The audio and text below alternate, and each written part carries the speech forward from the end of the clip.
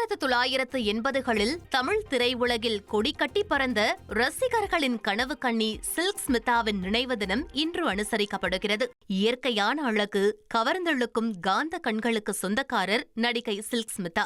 1979இல் வண்டி சக்கரம் என்ற படம் மூலம் தமிழில் அறிமுகமானார் சில்க் ஸ்மிதா. மூன்றாம் பிறை, ரங்கா, சகலகலா வல்லவன், மூன்று முகம், கோழி கூவது உள்ளிட்டவை சில்கின் பேர் சொல்லும் படங்கள். குணச்சித்திர வேடங்களிலும் நடித்து கவர்ச்சிக்கு மட்டுமே சில்க் ஸ்மிதா என பேசியவர்களின் வாயடைக்க வைத்தார்.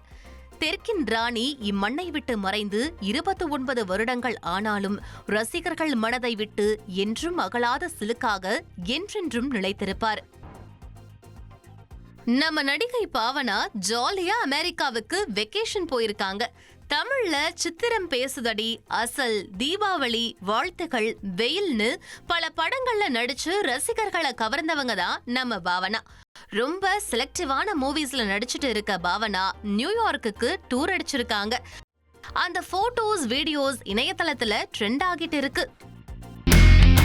இனி செல்லும் இடமெல்லாம் செய்தி.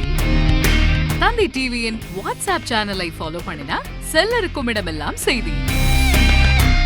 இதோ QR கோட் இப்பவே ஸ்கேன் பண்ணுங்க, ஃபாலோ பண்ணுங்க.